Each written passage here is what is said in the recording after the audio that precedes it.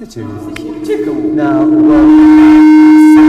and you're still watching UG on air right here on Rico TV, and we're in that other segment of the show, UG Discussion, where we get to find solutions to societal problems. I'm Andrew Sibley alongside Amy Christine, and in the house we have Frank Gashumba.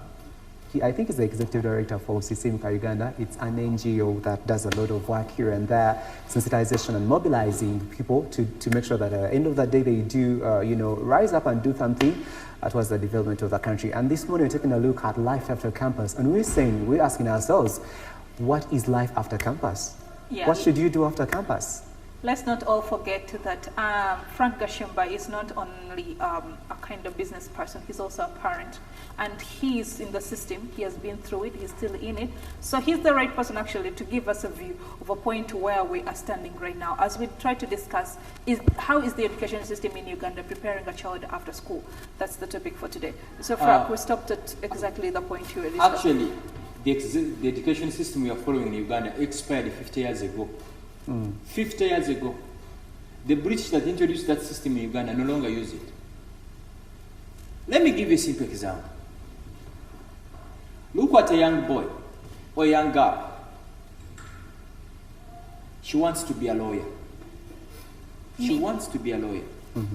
Me. What? You want to be a lawyer? Yes. Okay. Let us look at Andrew. He wants to be a doctor. Period. His dream is to be a doctor. Yeah. The parents have really identified that my favorite son, Andrew, wants to be a doctor. And the boy wants to be a doctor. Why would you waste his time teaching him Shakespeare? Shakespeare. God. I thank Frank because he's hitting on the point that we were discussing and exactly. You the viewers of Record TV who don't know Shakespeare, kanchilete mu Luganda. Omwana wo ayagala kubeera makanika wa motoka. Ng'obulamu bwe ayagala kubeera makanika wa motoka.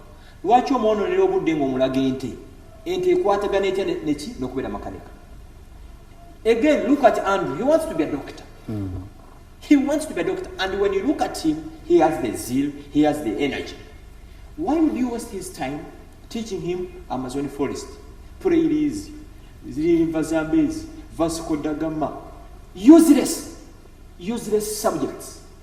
This young boy that is being taught of about Amazon forest, prairies, Tennessee Valley, he does not even know where CP Forest is in Uganda. So our schools in Uganda load a lot of useless rubbish into our children. That's why you are finding many graduates who are total jobless. You cannot hire them because they don't major in what they want to be. I'm adding on this. Why? You the parents or the viewers of Record TV now, because you've seated back. You think this government of Uganda cares for you. This government of Uganda does not care for you. We should stand up as parents and demand for better ways of educating our children. Again, Barack Obama said, you cannot apply tactics of the 17th century in the 21st century. They don't work. That's so true. On Saturday, I attended a graduation party in Machindi. One of the guests was the Electoral Commission chairman, Engineer Badru Chigun.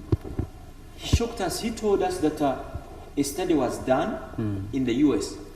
10 years from today, the whole planet will be having 400 million graduates with those bachelor's degrees.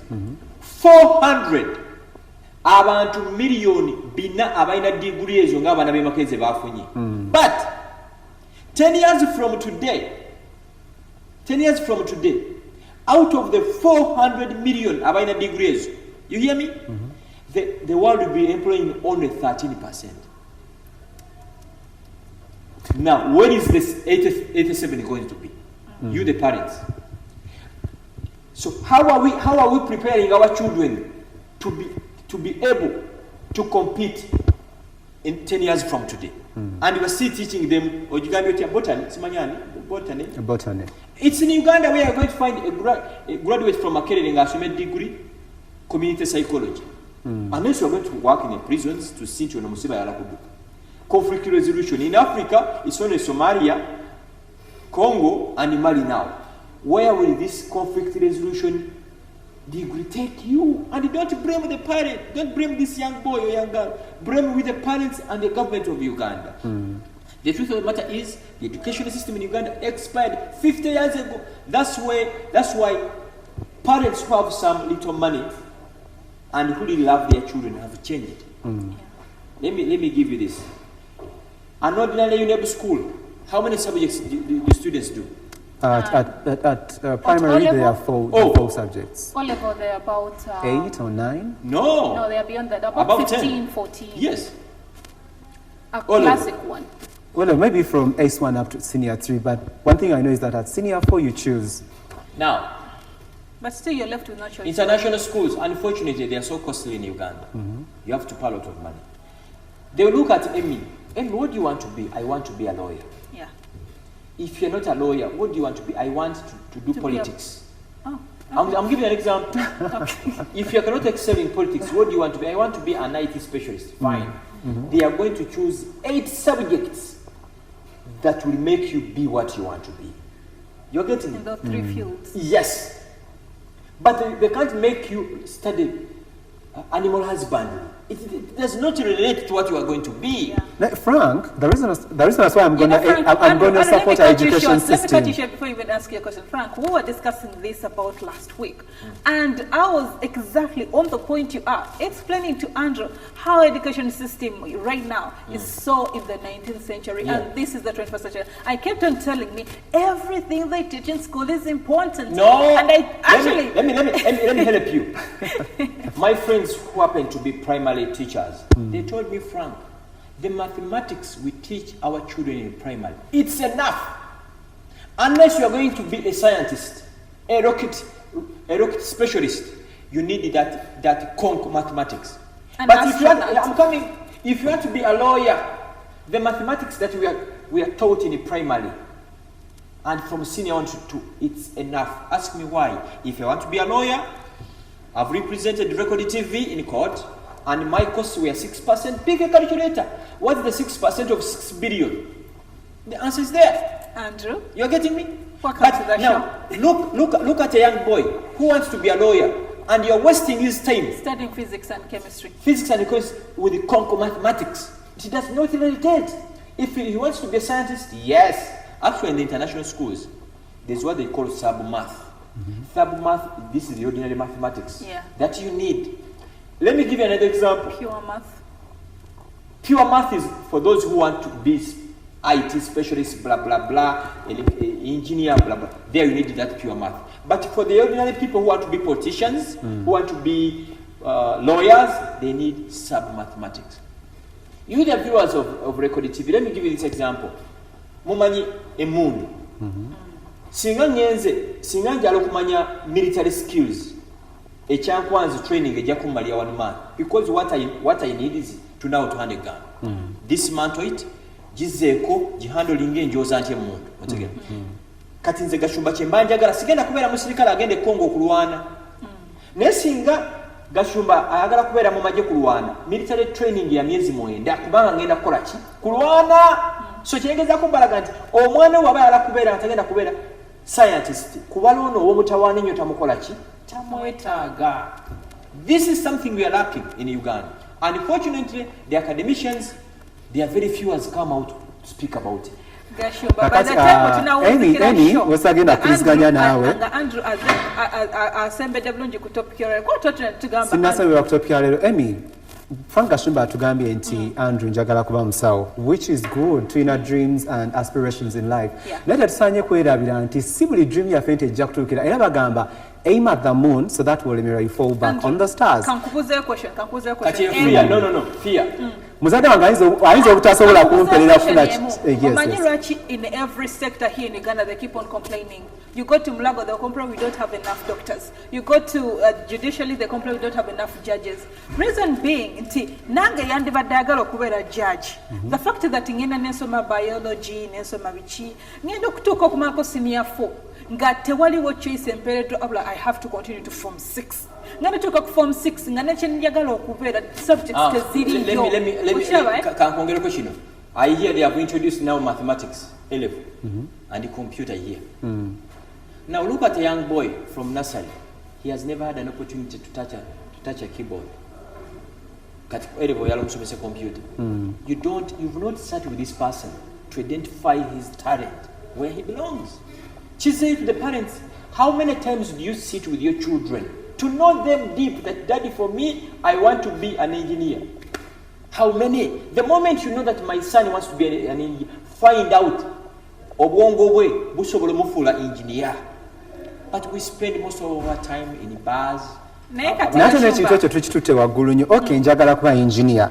Taata wange akola mu wino atunda nyaanya. At the end of the day, nasente zigenda okumpeera okufuuka engineer kye njagala okuba. Naye bwe nnaasoma agriculture, bwe nnaasoma agriculture nja kuba nti nemba nkomye ku senior 4.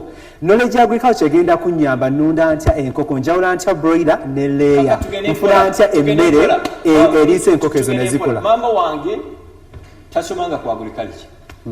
Naye alina enkoko eza buli kika. Kati waliwo ekyo kyetuzanyiramu obuzanyizi. Science gw'osoma mu primary basoma science. It's enough okumanya rainy season etandika ddi no preparing. Ontegera. Oyo science gw'osoma mu primary abeera packaged in agriculture, ontegera ndowooza. So tuweetaaga kugenda Harvard oba Yale oba Kawanda okumanya nti ensigo ya kasooli, eno ya muwogo, eno ya lumonde. Kyengezaako okulaga nti tumala obudde bungi nga tupika abaana baffe ebintu ebitagasa. Kankwongere example endala. Abavuzi b'emmotoka z'empaka obamanyi. Susan Mwange. Yes. Training gyayita mu Gashumba si gye neetaaga nze avuga ordinarily. Kyengezaako okulaga nti tupampinga abaana bangi ebintu bingi, and I will tell you, ffe tu-employinga abakozi. I know what I go through every day when I go through CVs. You go through a CV and you wonder, is this boy from a Kennedy or from a kindergarten? Byayogera tibitaalinga nabikola ki nebiva mu kamwa. Makerere omwana osanga omwana avudde Makerere nga tamanyi Luzungu, Oluganda talumanyi, Olunyankole talumanyi, talina kyamanyi, he's there.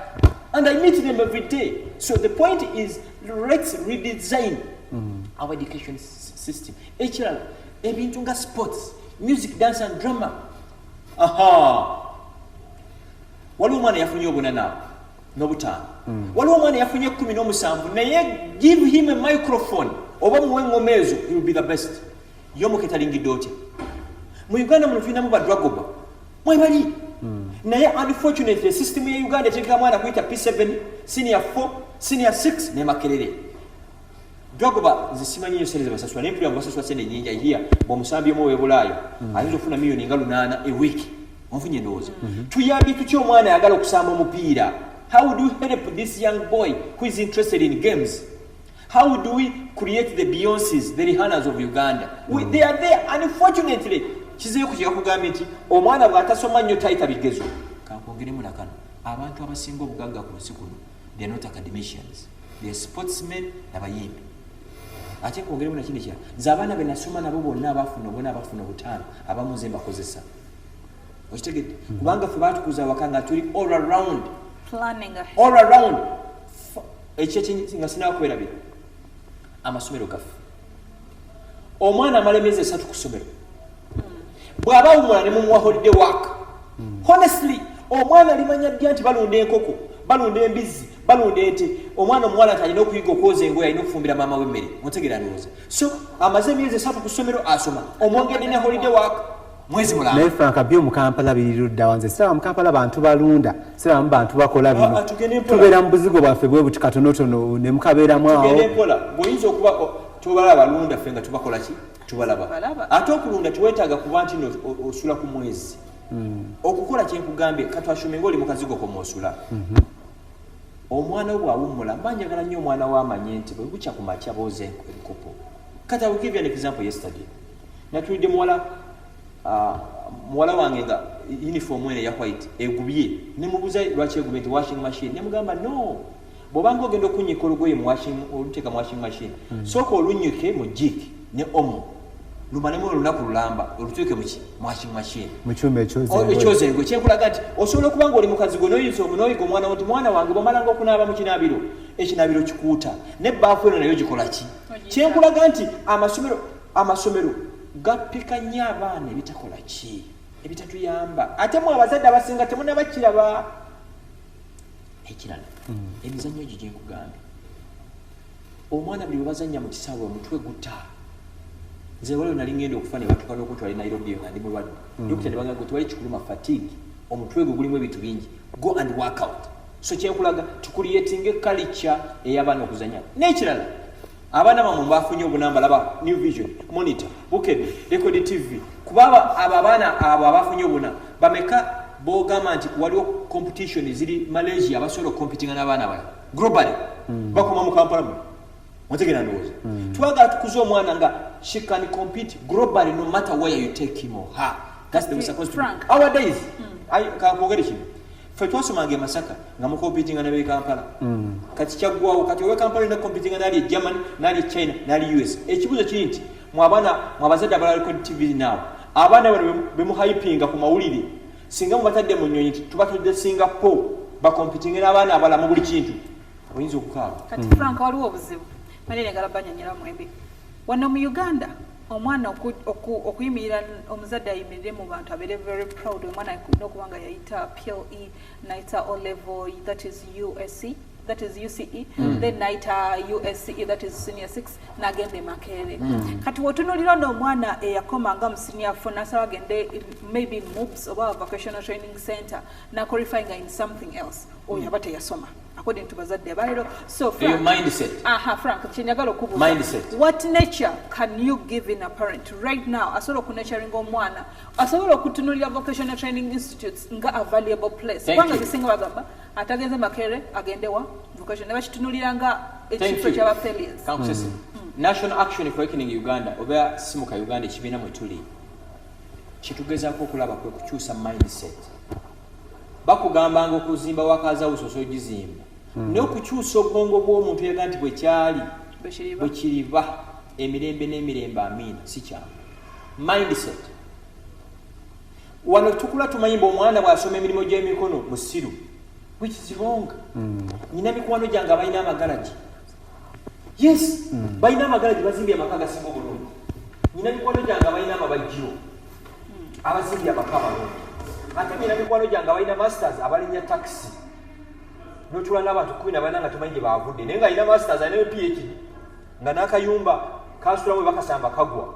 Kati tulina kukyusa mindset y'abantu nti osobola okubeera omulunzi omulimi omubazi oba makanika n'obeera bulungi. Ate ekirala ekikulu si obuna bwe wafuna 88 mu senior 4 zi triple A level n'eki kyoleka akati bulamu bw'abantu bameka bw'okyusizza.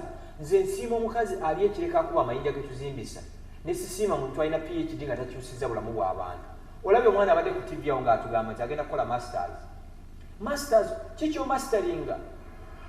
Nze kyemanyiko ekitono nti okukola masters olina okuba nga olinako w'okoze for some time n'olaba nti obwongo bwo oyinza okuba nti obadde Makerere ng'osomye ekintu n'okizuula nti tekiri applicable on the ground. So okuddeyo okukola masters, what are you majoring in? What are you mastering? So it's very, very, very important nti mukyuse mindset yammwe. Kati awo for example, Beyonce okola just an advert for 30 seconds, millions of dollars. $20 million. Kankuze wano, kamiliyoni wano. Babobi Wine, Bebe Cool. Okuyimba ennyimba 2 miliyoni satu. Neba kamiliyoni bangi. Babobi Wine bangi mu ggwanga muno. Unfortunately, education system tebaba mwaganya. Baana bangi abasobola okudduka. Mutola mu Mozambique. Bwe yasooka competinga outside Mozambique yajja Uganda. Yali wakusatu competition ezaali jinja. Yali wakusatu. Yasooka yali munna Uganda n'okuli munna Uganda. Mutola n'agenda all over the world. N'afuga ensi. Eyasooka munna Uganda n'okubiri situmanyi gye bali. Kubanga a system eriwo tekola ki? Tebayamba. Kiprotich. Example. Kiprotich yava wano n'agenda Kenya n'atraininga na Kenya. Olwokuba waliyo training grounds. N'agenda mu Commonwealth. Ezempaka Commonwealth. Yeah. N'atuwangulira omudaala. Kiprotich sente zafunye empitirivu nnyo. Otegeera ndowooza. Tuli ku Record TV bakiprotich abali mu ggwanga muno situbamanyira mungi. Dino tuteekawo empaka mu primary nti abasinga okudduka. Edda ze yukira mu primary twavaako emasaka ne tujja ku National Theatre awo ocompeting mu music, dance and drama. Kyembadde ngenda okugamba nti ffe twasomera nga nga tonnawakwongerayo kikulu nnyo omwana alaba TV eno ayinza okugamba nti bino bye twogera bya 600 oba bya 7. Just recently that was around 2000 going down to 95 and something. Fair nga kwanza tukira twava buddo SS ne tugenda mu national competitions ate nawo nga twasose masaza sub county what ne muwangula ne tugenda kugamba nga olaba buddo SS enzo competing nga ne seguku mu dance and drama amazina amaganda olaba nekati ekyo soko tunile kankuwa example Rema simu yimbi Rema yava butonga ayimba their school nga yayimba ngera kwa ya school mbere kati wanalirudawa ne bana bamekabe yasoma nabo kai ko gamba nsasira nya bazada batulira nga bazira bange ebifo by'abantu aba nenga tunaba kwongera mukasoke tulabe ebyali emakerere ku setendekero nga Senkulu wa setendekero eno yatuwa ensonga lwaki tali mumativu na ngeri ebyenjigiriza mu ggwanga gye biyimiriddemu ku matikira ag'omulundi ogw'enkaaga mu esatu kasooke tulabe obubaka obwo.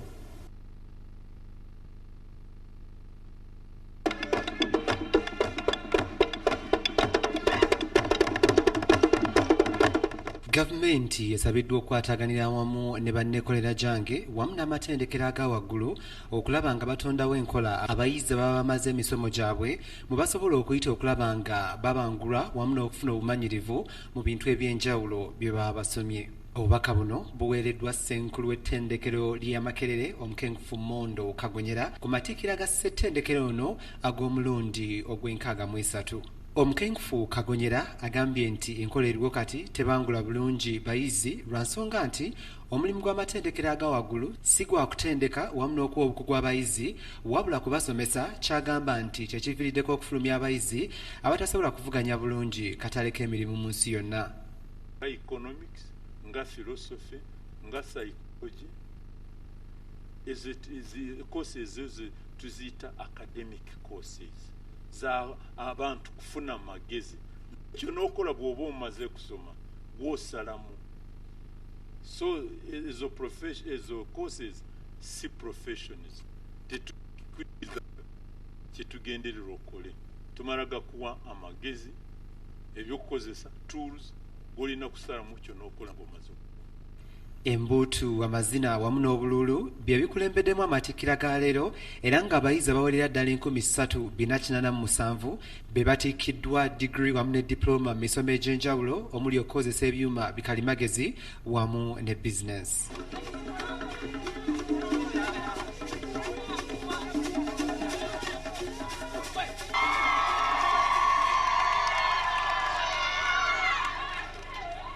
Twogeddeko n'abamu ku bayizi bano abatutegeezezza nga bwe baagala okweyongerayo mu maaso n'emisomo gyabwe so ng'ate bo bannaabwe batutegeezezza nga bwe baluubirira okwesogga akatale k'emirimu. Nina masters degree yange mu koosi yange yennyini information technology n'okuba nga neeyongera okuba nga nkula okuyamba ku ggwanga lyange. Nja kubeera omukyalo w'amaanyi mu lino eggwanga era nga njagala okuba nga nsobola okuyambako abo abaana abatalina busobozi kubanga ekyo eyo life yongitegeera. Kubeera nga ndi statistician, kubeera nga njagala kukola mu UBOS. Luno lwe lunaku olwokubiri olw'amatikkira agagenda okumalira ddala ennaku 4 nnambirira era nga bwe ganaggwera ku lwokutaano lwa sabbiiti eno abayizi 1,222 be bajja okuba nga batikkiddwa ku matikkira ga ssettendekero ono ag'omulundi ogw'enkaaga mu esatu. Bano emabega wange be bamu ku bayizi abasoba mu 3,000 abatikkiddwa olwaleero nga bano bakuguse mu kukozesa ebyuma bikalimagezi wamu n'emisomo gya bizinensi egy'enjawulo wabula balabuddwa obuteenyigira mu buli bw'enguzi obulabika nga bukyagenda mu maaso n'okufenkenya eggwanga naye bakole nga bamalirivu okulaba nga omuze guno tugujja mu ggwanga. Ago nno lwali lunaku lwakubiri olw'amatikkira agamalira ddala ebbanga lya nnaku 4 nnambira naye awo njagadde okuzaayo katono tulabe Ssenkulu wa ssettendekero no kiki yali alowooza ku byenjigiriza mu ggwanga agamba nti Makerere efulumya abayizi abatabanguddwa baba babanguddwa naye tebalina experience ye kyagamba nti singa gavumenti esobola okukwataganya amu ne banneekolera jange saako n'amatendekero gano ne babaawo institutes ze batondawo nga abadde abavudde mu ssettendekero Makerere basobola okugenda ne bafuna obukugu kiyinza ate okuba nga kibayamba okuba nga bavuganya akatale k'ensi yonna naddala ak'emirimu. Yatuwa ekyokulabirako eky'amawanga agakulaakulanye nga Germany, China, bannayuganda bangi tweyunira nnyo amawanga ago okwagala ogenda okubayo ebyeyo naye agamba ensonga lwaki amawanga ago gakulaakulanye eri emu yokka nti gavumenti ekwataganyamu ne banneekolera jange nekwataganyamu n'amatendekero aga waggulu ne baba nga batondawo institutes abayizi gye bagenda kubanga bwe tuba nga katugambe enjaku ekyokulapinga ekyo Record TV ne tuva ne tuteeka ali ettendeko gavumenti netuyambako netuteekamu computer netuteekamu kamera nti omwana avudde Makerere nga amaze okuyiga ebya journalism oba mass communication agenda ate mu ttendeko lyaffe eryo n'amanya nti computer ngikozesa bwenti kamera ngikozesa bwenti wano guno omuzindaalo bwe gutunuza eno guvaamu eddoboozi etali ddungi naguteeka ano kati bw'amalayo ebbanga nga lya myezi 6 agenda okuyingira eno ddala mu company mu media house ng'ekyokola akitegeera ddala bulungi ng'asobola ogenda maaso n'abanga akola yagamba nti singa ekyo gavumenti eneekira amangu n'ekiteekawo kijja kuyamba nnyo okulaba nga tufulumya abayizi abakalaativu abamanyi ki ekyokukola era bagenda okuba nga batuyamba okwongera eggwanga mu maaso simanyi Frank oba ekyo akyogerako ki kati oyo Professor Mondo mukozi wa gavumenti mukozi wa gavumenti kati eno gavumenti yafa eno gavumenti ne bwegiwa emyaka 10 nogiwa ne ssente za America teyina kyeyinza kukolera bannayuganda kipya tekiri ya Professor Mondo bw'ondaba I'm ready to tell you this on the streets. Eno government ne bwegiwa emyaka 10 there is nothing new kibayinza okukola. Frank lwaki ekyo kiri bwe kityo gavumenti ya Uganda ekola omulimu gulimu twebezezeza tutya mu buyinza paka Yesu lwalidda tewali kirala kanku example oyogedde ku Record TV mu nsi ezaakula zonna bw'obagamba nti ngenda kuwa abaana ba university 20 emirimu bakuwa tax incentives okitegedde okusikiriza Gashumba yalako abaana ba university bameka emirimu 10 obadde osasula omusolo milioni 10 omwaka tukusaliddeko milioni 7 okitegeera incentives wano tekiriiwo lino eggwanga lyamwe lyafa beyond ng'ate abassa eggwanga lino bebubuulabe ku TV awo abayivu bassa eggwanga lino eggwanga lino lyazimbwa ku foundation y'abantu abataasoma ne Frank tuli mu kyasa kyabiri mu kimu njagala tuveewaawo bannanga tubeeko we tuyingira ekyasa kyabiri mu gumu kyogambye tukirimu yes ne tuli awirwedde kyangu nnyo okuba nga olina emyaka 6 naye nga weeyisa nga olina emyaka 14 I will give an example nyingi tolabanga muntu nga musajja mukulu naye nga atambula awemula nga atambula aswankula byayogera ekyokubeera mu 21st century tekikutegeeza mu weeyisanga ali mu kyasa ekyabiri mu ekimu otegedde bemupeeba mmwe mbadde nsoma amawulire leero nga bagamba mu gavumenti ya Uganda egenda kuspendinga 3 billion bagulira iPads mumanya iPads mu addition to that company eno okuguza gavumenti ya Uganda iPads ezo eno okubeera ready okutraininga ba MP 21st century an MP tamanyi kozesa na iPad kati kimwogera mu mwakula don't spoil our money don't spoil our money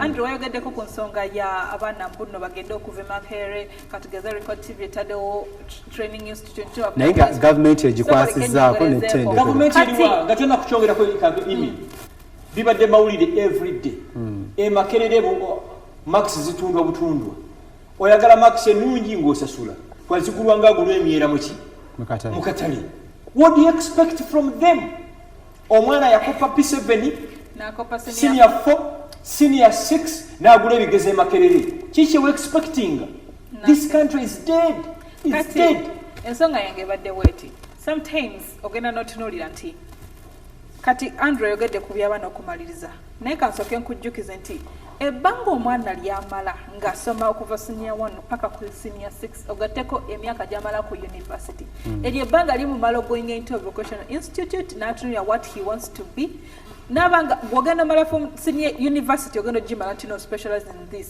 ye aba amaze yamala dda okugisoma eyo course afunye working experience in fact atonzeewo emirimu ate kati awaggwe oba okitegeera ebbanga lyetyo kibala education system yaffe nkyagi internship mugiwuli ebeera mu university in fact ngenda kudayo si buli omuntu akikaba research was done recently ne bakizuula nti 67% ku baana abali mu universities tebagikola bafuna company nemuwandikira ebbaluwa ti ime Christine amaze emyezi 2 ng'aliwa ngali naffe naye ng'alina mwe ng'akola ekibuuzo ekirala abaana bakola BBA abaasana kubeera CBCom business bw'osoma BBA tukusuubira okuba nti osobola okumanaginga business BCom osobola okulaninga business bw'ogenda mu driving school e Uganda ne bakuwa ebbaluwa nti omaze okuyiga okuvuga motoka kiba kitegeeza osobola okuvuga eki baana bameka abavudde mu mobs akoze bicom gwowa kiosk nti iyo girunning nemalawo omwaka nga tegudde.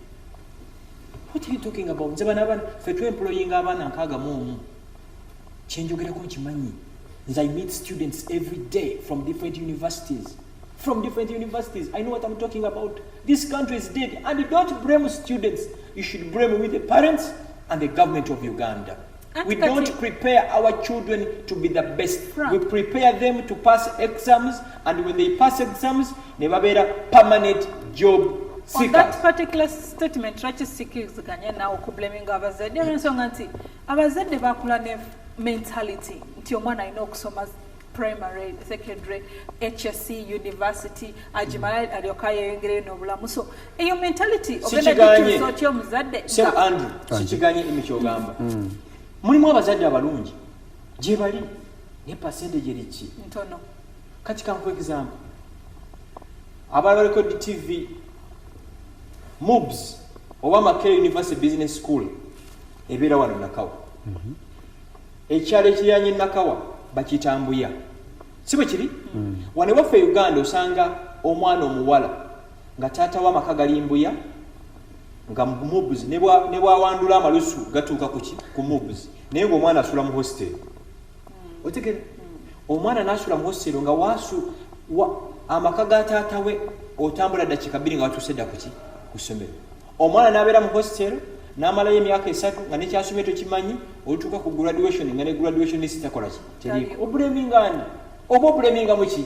Muzadde kyenkutegeeza nti abayindi bano nze nsitinga nnyo ku bayindi wadde temubaagala naye nze mbeera nabo, naye abayindi balina ekintu kino. Omwana kasita ava ku ssomero abeera waka n'abazadde mu business ne bamulaga obukodyo bwonna.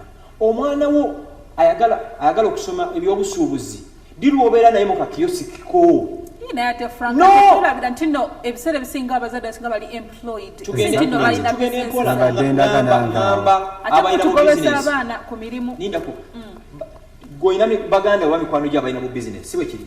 Bameka abali bakugambye nti owaye mutabani wa gundi yajja n'angamba nti omwana wange muholide abeereko ki naawe ontegera kwekiva all around. Twagala omwana aliki all around. Tosobola kuŋŋamba nti ogenda kubeera medical surgeon, Dr. alongoosa nobeera emulago emyaka 5 nga musoma nga tebakuyigiza nga kulongoosa. Okitegere kyenkulaga? Abaana abakola medicine oba abagala okubeera badokita abalongoosa bo tebasomera na Makerere babeerawo mulago ng'ayiga ku muntu okukola ki okulongoosa. Kyenkulaga bano abaana baffe mubafulumya university nga bikoko bizungu. Kyentegeeza kiri kitya? Ekikoko ekizungu mukimanyi? Singa okutta enkoko enzungu n'ogisuula mu compound ebeera bweta paka lwetuula waki wansi. Naye abaana abaffe tulina obbakuza ng'obukoko buno obusoga Obuganda obunyolo. Yes, tebabalimba mu enkoko zino z'Abaganda kubanze bagamba enkoko eŋŋanda. Mu busoga waliyo enkoko mu Teso gye ziri n'embalala.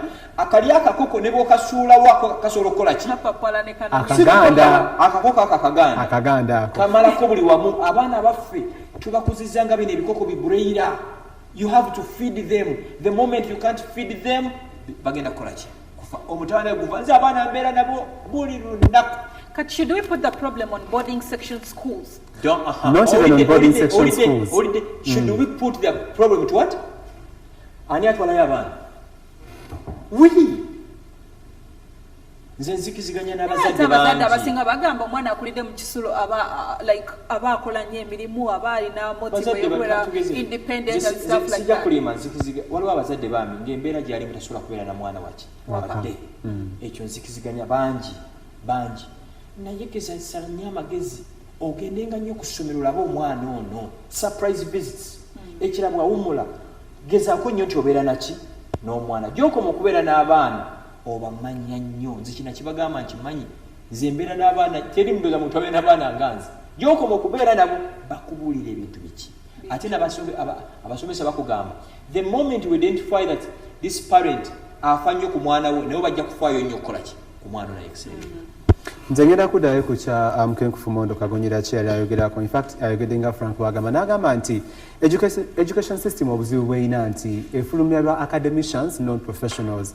Era atuwe ekyokulaba tunagamba olaba abasawo bamala emyaka 4 ku campus ne batwalayo mwaka gwa internship nga bali mulago naye kakati awo nze ngenda kunenya gavumenti edda Makerere nyini gwe tunuulidde kati gwe tuvumiriranga eki amakampani gagendanga ne gakwata abaana nga gabeesooka na bwesosi ng'omwana akyali mu third year ne bagamba gwe bw'omala omulimu gukola gutya weebulwaki gavumenti zaafangayo okulaba nga ettendekero nirina ekitiibwa kyalyo jajjuzi wano ne bagenze ne batandika innovations bakola emmotoka ekozesa eryanda lyaki ekyo nakyo tukimenyewo Frank Sokoli ndeka bapanga emmotoka kale ago nago magezi kubanga bulijjo baali tebakikola nko basobola okupanga emmotoka era tosobola givuga netuuka ewandegeya bava university eno tunira rankings zaayo zaava mu kifo kye12 ne batuuka mu kifo ky'omwenda ku university zonna ku Semazinga mwana w'omuddugavu Africa esinga okusomesa obulungi era n'omukulembeze gwanga yavayo n'agamba agenda ba 10 billion revolving fund okulaba nga bakola ki bongera okutumbuula wonna Andrew mu statement yayo president yasuubiza ebintu bingi naye tatuukirizanga nkoya oba yatuukirizako maybe 1% kati abaana b'e Makerere tubawadde batya njala kwongerako ekiki kimu nti ogambye ne tufuuka namba 9 naye emyaka nga 2 emabega 3 no Uganda yali reference sorry Makerere University was the reference university in Africa yali number 1 or number 2 nga bwolaba Harvard Oxford yali eziri e Bulaayi nga mu Africa bw'oyogera university Makerere bayakubiri nate tulabira nti kyekugambye ani eyatta Makerere eno gye twali twagala ennyo gavumenti yateeka mu ssente kubanga era bw'otunulira Professor Mondo Kagonye yatugamba nti ku basomesa 100% Makerere inako only 50%. Then our rights blaming a government kwa bateekako ban teri kudamu kuteekako basomesa simply because balina funds nga tonnaba kulowooza ku mwana kikyasomye tunuulira omusomesa amusomesa abasomesa Frank ensonga eyo point gyo hitinze okumanya nene. Let's go for a short break, but when we come back we're going to be beginning with that particular point. It's very, very important. You're still watching Eugene Air. I'm Ime Christine with Andrew Sebliman and Frank Gashumba going through the discussion from right here on Record TV.